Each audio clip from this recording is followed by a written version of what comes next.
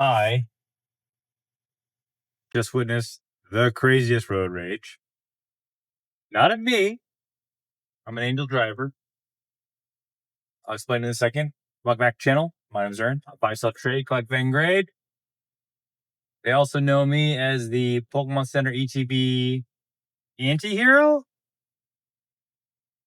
You know what's funny about my previous upload is some people get so hung up on you are either with me, you're doing what I'm doing, or you're not. And if you're not one of us. It is very entertaining to see. Let's talk about it a bit. Anyway, let's talk about this road rage. So this guy, two cars are behind me. One guy apparently cuts off the other guy, and the guy on my right just starts like yapping really hard. And he was on a rampage. Expletive. Tell us my face, get out of my car. Let's see who's tough. So that wasn't the weird thing. Like, it's like road rage, right? He's rolling down his windows, yelling at the guy. What was really awkward is he pulled up next to my car, so on the right, and looked out his window and was like half body out, yelling at the car behind me still. That was up because I looked over and I'm like, what's up, man? And he's just going up, mouthing off at the guy behind me. And I'm just sitting there in the car in between both of them, like, I haven't got a speeding ticket in my life. Like, please, I'm innocent. Anyway, that was odd. Oh yeah, real quick reminder. This Sunday, September 14th, which conveniently is the day before my birthday. So you can send me gifts. Feel free to send me anything. I have a live with Pokemon Center TCG and Bonnie-tastic. If I remember, the thumbnail is going to go here. It's a very triggering thumbnail, I'll be honest. I think we just kind of lobbed up an idea and it's like, hey, should we just talk about how much the three of us have invested? And so, I said, yeah, they said, yeah. Anyway, it's meant for the algo. Don't look into it. I promise you. The very few things I do that are mega cringe, that is going to be on the short list. I promise. But yeah, check that out this Sunday, 12 p.m. Pacific. I'm excited. Japanese fans unite. Let's talk about the previous video. And let's just talk about the general idea of like business advice. So I made the other video yesterday, about the Pokemon Center Koraidon ETB, which, by the way, that video is doing really well. So I don't know what buzzwords, keywords, if it was a picture, if it was my hair, if it was my, I don't know why it's doing so well. It probably is going to break 5,000 views in a day, which for me, I will take it. Yeah, look, I focus on just recording and putting up the content. And if the algo does its thing, I'll take it. Anyway, if you recall in that video, I talked about how, many people who are buying into these products, you're essentially banking on someone else coming in who really doesn't know anything. And they're going to be buying up whatever supplies on market, regardless of the market price. And, maybe there are some collectors who are late getting in. Maybe there are just people who are completely new. But all in all, the point of the video is like, we're all operating off of this idea that like there's someone else coming in, the greater fool, to buy the things that we have so that we can make money. Like, that's not meant to be a dicey comment. It's just kind of like, that's just what happens, right? And whether or not they are a fool, right, or they just someone who is comfortable spending money, it is what it is. And what's very fascinating to me is there's always this crowd, and it's usually like, respectfully, in my experience, it's usually like more of an amateurish investor crowd who says stuff like, I don't think you understand. Imagine how much a sealed case of PC ETBs will be. Imagine. Yeah.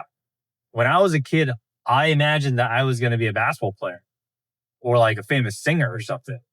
Yeah, I can imagine that. And it's not that it probably couldn't come true. The PCETV, not me becoming a basketball player. It's more so of all the things that could come true, is that the one that I want to lay out all my opportunity cost on, right? And as I said in the video, and I'll say it here, I'm generally a fan of Pokemon Center ETBs. I have a bunch. For some sets, I have like 12. Some sets, I have like 8. Some sets, I have none. Some sets, I have 4, right? 2, 1. It's not that I'm not a fan of them. It's just more so in my honest experience selling and thinking long term, thinking about sell throughs, thinking about cash flows, thinking about liquidity, thinking about how to grow a business. I am not one to want to sit on that type of product, or I guess too much that product for too long. And I think that's the message that probably got lost. Because when people hear, oh, this guy thinks people who buy PCETBs are creative fools. This guy must not think these are good buys. I'm an investor and I think this guy's dumb because investing is, yeah, you should invest in this. It's just like in one ear, out the other. You know what I mean? I will definitely buy PCETBs for the foreseeable future. I think they're a great product. But if I were to make a YouTube series one day, it would be Road to Selling $1 million in the Hobby. And as part of that road, part of the inputs and the tactics, focusing on Pokemon Center ETBs for me would probably be a very small portion of that. Reason being, I just don't think that the sell through of them is strong enough for me to focus on. Now, granted, some people are going to disagree, and that's fine. But the opinion that I really care about are people who actively sell, who actively run businesses, because they're the ones who I can understand the most, like why they would want to focus their business on this product. It's the Joe Schmoes. Nope, no offense, Joe Schmo, Joe Smith, Jane Schmo, whoever you are. It's not. I'm not discrediting people who hold PCETBs, but I certainly am not going to take business advice on how to grow my business, and then collection advice from people who don't have thriving collections on as to why I will hold a product like that, or why I would bank a lot of money on that in the foreseeable future.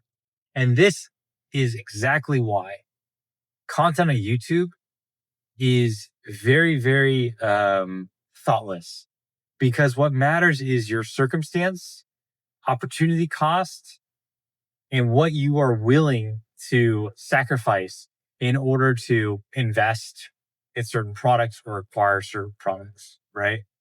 And so I hope just by talking about that, people can understand that there is no right or wrong. It is very individual. And for me, I could look at it as like, why don't I just get 5 cases of, why did I say it like that? 5 cases. Why don't I just get 5 cases of Koraidon Pokemon Center late trainer boxes and sit on them for the next 5 years? I mean, surely I would make money, right? You probably would. But I'm not that much of a believer, or maybe I shouldn't say that. I don't feel confident in the sell through, in the reliability of having that product to drive my business. I don't believe in that part of it that much. It's not to say I don't think they're going to go up. It's not to say I don't think the cards are cool and the boxes are cool. It's not to say I don't think people are gonna not want them in the future. I'm not saying that at all. I am just saying though that in my head, how I envision the future for how I grow, I don't think that having too many of these are a key strategy. And again, I use real experience. I bought Sun and Moon ETBs when they were, depending on the set, 100, 200, 300, 400, right? And I sat on them for years, not 1 year, not 2 years, like Scarlet and Violet people, right? I still have some of them 5 years later. Now they are definitely appreciating a price. So it was well worth it, I guess. But if I had to do it again, I'm definitely not going to wait 5 years. If I had a choice, I'm definitely not ever waiting 5 years on anything outside of like things I'm putting into the vault and never like digging out of the ground. You know what I mean? And so I think that's the key thing to understand is you can believe whatever you want to believe. This steel product's going to triple. This steel product is going to be, $500, $1,000. Sure. I don't think there's any refuting that anymore. I think that's like a old argument for maybe the purist collector crowd who doesn't believe that steel product goes up. It always goes up. It always has gone up. That hasn't really been the issue. The challenge is, can you afford the time to wait? Your opportunity cost, what is it? And honestly, do you like the damn thing? Because if you don't like it, the chance of you getting rid of it is pretty high. And, we should bookmark my video from last time. We should bookmark this video. I promise you, it's getting really emotional and sentimental here. Most people aren't going to be here. This is really that simple. It's going to be like a few percentage of the people who invest today who will last longer than 1, 2, 3, 4, even 5 years. I don't see, like, I've gone through this before, right? And very few people are still left standing tall through Scarlet and Violet. Either they paper handed, so they sold early, or they moved on because they realized that like holding a lot of sealed product to try to realize a potential gain, like it's opportunity cost, right? Like if you buy, let's say a PC ETB at $65 and it shoots up to $500, that is an insane amount of growth. That is literally almost 8 times the amount of growth. Are you telling me that you wouldn't cash out on that and you would continue to hold? And if you're going to continue to hold, to what end?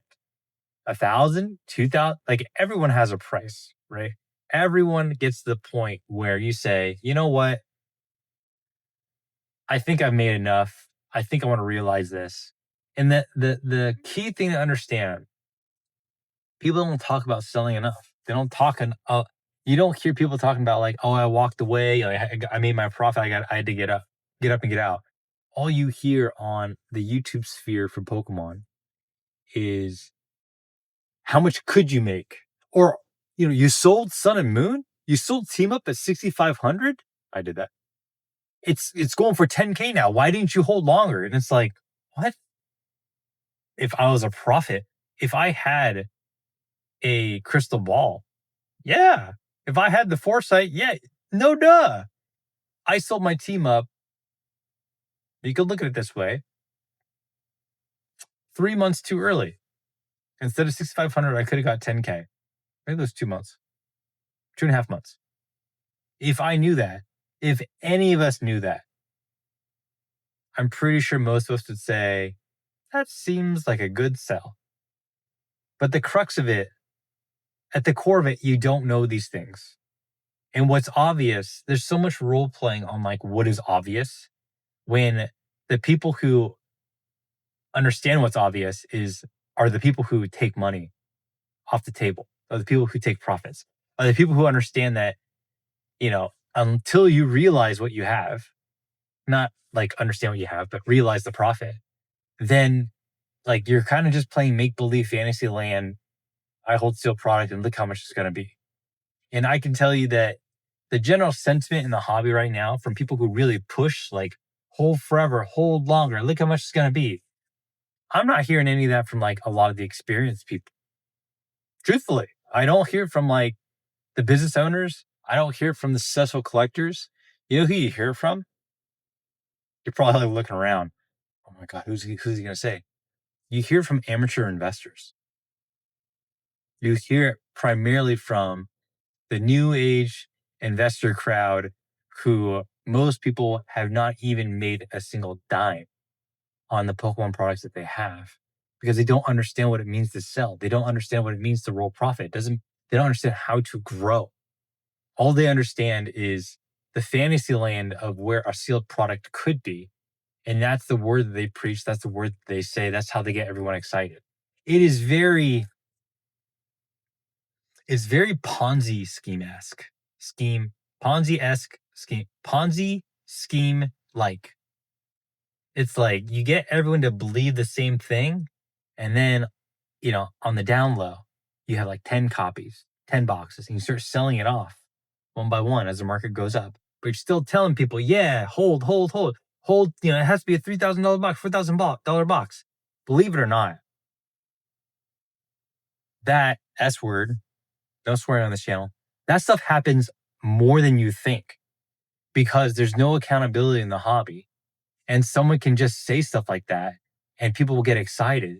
But you never know how much people are holding. You never know what their intentions are. You just know that, or so you've heard, sealed product always goes up. And so, yeah, we should continue to hold, guys. We should continue to have this stuff and hold together and check market price and just be so excited that we have it. Like,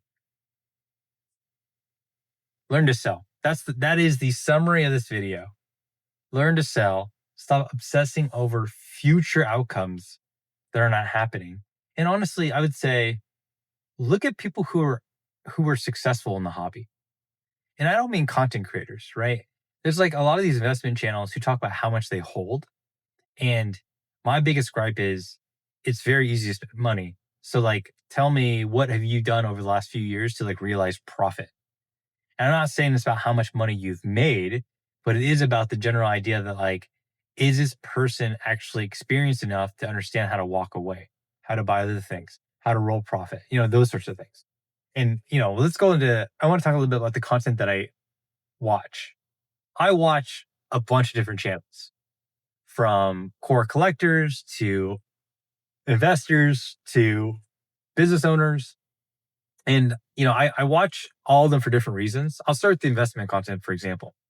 I primarily watch investment content because I want to know what people are talking about, so I can either double down on what I have, exit because I don't trust how irrational some of the market behavior is, or I watch it to like be in the know. Oh, okay, so Lost Origin Pikachu VMAX is pumping this week. Okay, it makes sense. These three guys made a video on it. I'll keep an eye on it because it might be a good buy, right? But I approach a lot of the investment content not because I need to learn what to invest in, because you eventually just learn that skill set, right? It's not like, how should I say this? I don't want to sound condescending. It's going to sound condescending. I'm going to sound like a jerk. You don't need people to tell you what to buy when you learn the skill set of how to invest properly in the hobby. Because what you will do is you'll be able to identify trends, identify where potential scarcity is going to happen next, singles, slabs, products, sealed products, right? You eventually just start picking it up, right? And I think nowadays on YouTube, we're so obsessed with people like being right. Your call's good. Oh my God, you made a sick call. It's like, I didn't make a sick call. Like, they just hedged themselves, placed a good bet. They used the skill set they've learned and they were right. Like, that's just how it works. Sometimes you're right. Sometimes you're wrong. You can't always be right, but like, it's not, I think there is an infatuation over like, gurus and that kind of thing. But like, honestly, when you spend enough time in the market, in the hobby, you spend enough money, when you actually place bets and you start to feel good about your decisions, a lot of this stuff honestly will unlock on its own. You'll start to figure out like, which singles are probably a good buy given that it sets out of rotation. What sets are a good buy given the current market price is this. And, we're not hearing anything about reprints, and a couple of the retailers or a couple of stores are selling for cheap. So something's got to give, right? But nowadays, I think people just want to be spoon fed what to buy, which if you don't have the time, I understand, but it does shortcut your ability to learn. Anyway, going back to the content I watch. I watch investment content primarily to be plugged in because I don't want to be caught off guard. That's basically it. But again, I don't really consume it to be told what to buy, because, the truth in all this is the secret mafia, the Illuminati, the people who are really doing this at like scale with a lot of money. The secret is you don't want people to know what you're buying. You want to be able to dollar cost average, buy a bunch, buy a handful of singles here and there, buy it over time, because based on the skills that you have, hey, this card in about 12 months' time, maybe 2 years from now, maybe a little bit longer, this card seems odd to me. I believe in it, but I don't want to signal to everyone else it's a good buy. I'll use an example for myself. Pikachu 020. I have made 3 or 4 videos about this card at this point. When I started my channel, this new channel, when I had my old channel, I've basically explained like why I believe in it, why I think it's undervalued, why I think it's a good card. And, sorry, I had to turn there real quick. And I could have been wrong. Sorry, I could have been wrong on the time horizon. But for me, like, I think it's a great card. Why did I say it like that? I think it's a great card. First major promo of the era with the starters and Pikachu. I guess saying it's low pop is kind of wrong, but nowadays it's low pop at 2,200, 2,400 copies. The gem rate is pretty low. I think it's at like 30% or something like that, 25%. So there's like a lot of checkbook reasons why I believe in the card. And I've purchased 24, 25 of them at this point. And I look at it as like a long-term investment. I'll say it because I believe in the card. I believe in the fundamentals. I know enough about the market. I know enough about how these things change over time. And of course, it's a Pikachu card, right? So anyway, I'm just totally getting you guys to talk me up and give me a pat on the back.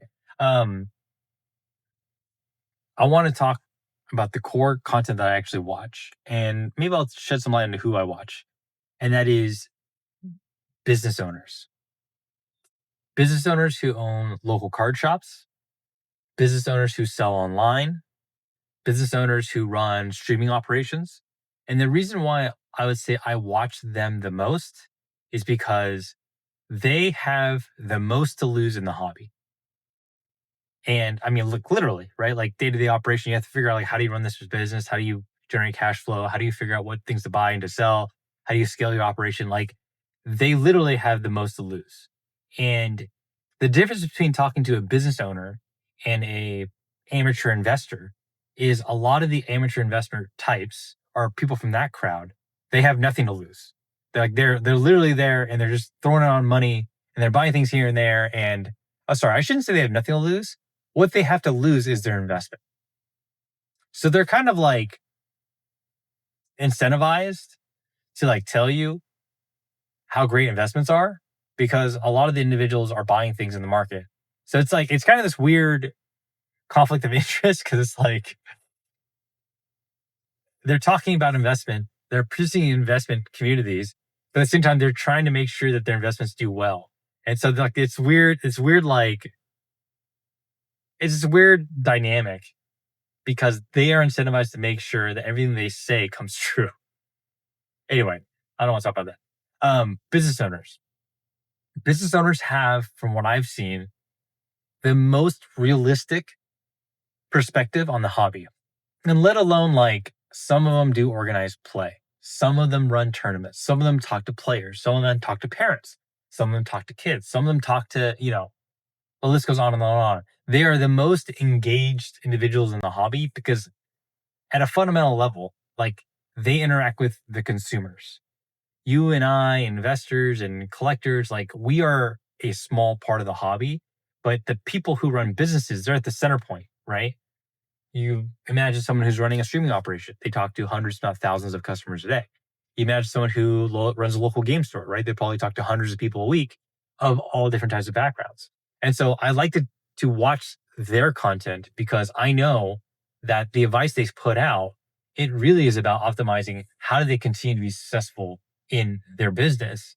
And that's kind of like the catch, right? It's like they're going to produce content that is important to them, which translates to myself as a fellow, wannabe business owner. I do want one day to figure out how to go full time. I don't know how. I don't know what I'm going to do to convince my wife that it's a good idea, but I do see myself one day doing that. I made up my crazy idea in the midweek with champs, my card shop, coffee, consignments, and cordyceps. We consign your cards, we make coffee, and we sell healthy organic mushrooms. Sign up today. Anyway, let's talk about the seller or the business owners that I watch. And I'll probably let me try to mix up the order a bit. One of the guys I've been watching for a very long time, his name's Kevin from Gone Rogue Games, and he runs a shop out of Utah and local game shop. They do organized play. And the thing that I appreciate when I watch him the most is like you can tell that he's been around for a while, and he definitely has particular takes around like the Pokemon community and the crowds that are coming in. But what I learn about is with him, what I learned about is here's a general sentiment around the latest sets, certain games. You know, for example, with you know what? I'm totally drawing a blank. I had an example, but I don't have any more. He's a store owner who has a unique perspective because he's been in business for a long time. Now, I don't know the success of his store. He does sell online to his Patreon. He does sell, physical goods. I don't know how successful his business is, but you can tell that he has enough experience that he's been doing this long enough where, he makes, longer form videos like myself, 25, 30 minutes, talking about the current state of the market, Magic collector boxes, why they're good, why they suck, the latest Pokemon set. Here's what he's seeing. Here's allocations. Here's what distributors are telling him. And, I don't think people realize that the hobby is way bigger than it is. So when you hear one YouTuber talk about their source, talk about their distributor told them this or that, like there are many distributors, and those distributors are not going to tell sellers the same thing, right? They're going to tell their clients specific things related to what they want them to know in order to further that business relationship. So Kevin, and by the way, I'll send all the links down below. Let me power through this. Dan, Catch 'em All Collectibles. I mentioned him a lot before. I've learned a lot from Dan. I think he's like 5'4". Just kidding. He's like 6'4". He's a giant. The thing, I'll try to keep this brief. The thing I can appreciate about Dan is he'll never give you a straight answer because he knows that there's inherent risk with telling people a black or white answer. All questions, simple or not, require some type of relative answer based on your circumstances. So people go to his stream and they'll say, should I invest in this or that? And he'll, his answer is usually like, well, it depends. What's your opportunity cost? What's your goal? Are you a collector? How do you like this set? Like there's so much nuance to answering these questions that gets lost that I think a lot of the open mouth YouTubers will just say like, you should do this, you should do that. When in reality, like if you want to build a successful collection or a business, everything is a matter of circumstance. Comes down to you, right? Opportunity costs. What are your intentions? And, I've been watching Dan for years. I participate in his Discord. And, his channel is really catered around just no BS business advice and a level headed way of explaining things that unfortunately people don't like. People really like an opinion and they really like being told what to do. And so, he's someone I definitely watch and I respect him for that. Let's just name off a few more. I do watch a lot of Anon TCG. I've been watching Anon really since he started his channel in like right before Surging Sparks. And I will say, when he did the fire sale, so back then he did a fire sale for Surging Sparks, sold the boxes at 180. In the investment world, there were the fudge.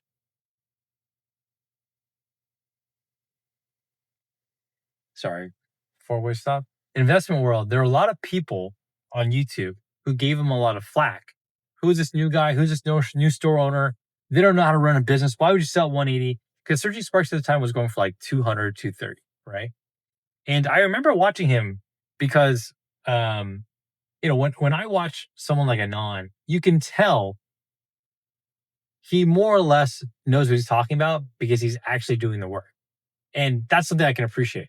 And ever since he did that fire sale for Surging Sparks, the thing that really had me latch onto was here's a guy who runs a successful business, I think, willing to make this call and explain why and stick to it, right? And what I also learned about the fickle YouTube audience and YouTube community is people love to have an opinion on things and circumstances that they would never ever be in. I don't think there are other store owners or people with the same allocation or people with the same position who can say, yeah, selling Surging Sparks probably was a good idea because it unlocks, X amount of cash flow and opportunities given the current market. So anyway, Anon, I'm sure most people who watch my channel probably watch his channel. Very insightful. I feel like I learn a lot. He does have some takes I don't agree with, related to like Japanese, but I'm a Japanese purist, so what can I say? Um, yeah, just a good resource for here's a store owner, here's what they're doing, and here's what you can learn about the current market through a store owner. I'll just rattle off a few other channels just off the top of my head. I do watch TJ, Pokepastor TCG. And what I can appreciate about TJ, he runs a card shop. He's a pastor full time. He sells a lot of TCG player. The thing that latched me onto TJ's content is that he produces content that fits where a problem I'm trying to solve, which is how do I scale selling singles? Sorry, I shouldn't say I'm trying to solve for it. It's a problem that I'm interested in. And I think the challenge with YouTube content these days is it's very hard to find content that fits exactly what you're going through or the problem that you're trying to solve today, right? Like a lot of the content you see is about, broader topic, broader algorithm, uh, things for the algo. And he really gets into the nitty gritty of like how to sell and teach player, the state of his business. What is he buying? What is he selling? And I found his content along with Gem TCG, someone who I watch pretty often, also useful. Andrew from Gem TCG, I don't know him too well, but yeah, his content, if you're looking into selling and trying to figure out how to become a seller and do well, his channel has helped me out a lot too. Just getting perspective on, how to optimize eBay, how to better optimize your listings, and how to just think about like a general approach to the hobby. Anyway, that's it. I'm not gonna. I mean, there's probably more, right? There's definitely more. My YouTube feed is just all like how to sell, how to collect, how to invest. But yeah, let me just end it there. This video is like, oh my god, 30 minutes. I talk way too much. I'll just end it there. I'll leave all the links down below if you haven't seen the channels. I highly recommend if you are in this for the long haul, the first thing I recommend is learn how to sell. It is the most underrated, underlooked part of the hobby that seriously unlocks everything from how to be a better buyer, how to be a better collector, and most importantly, how to really value the things that you have. Um, but if you're going to be in the hobby for long term, I highly suggest watching business content. Learn from business owners. Learn from people who are doing it today, and it'll pay dividends. And it'll help contribute to your longevity in the hobby. Okay, that's all I got. Thank you guys for watching. If you have any comments or questions, please let me know, and I'll catch you guys in the next one. Peace.